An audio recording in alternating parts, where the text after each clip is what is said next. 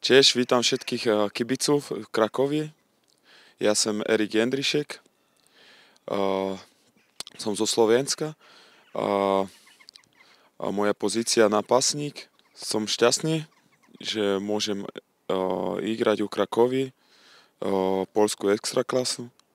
Moja kariéra začínala na Slovensku v Ružomberok i potom som išiel do nemeckej Bundesligy Hannover 96, Kaiserslautern, Schalke, Freiburg, Cottbus.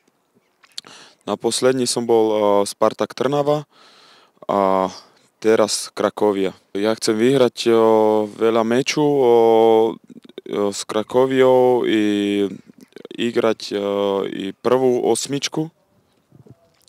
Ak to bude možné, ja mám veľa kolegov, tí igrajú i poľskú extraklasu. Ja som sa pýtal o Krakovi, všetci mi povedali, je dobrý klub. Krakov krásne mesto, ladné mesto.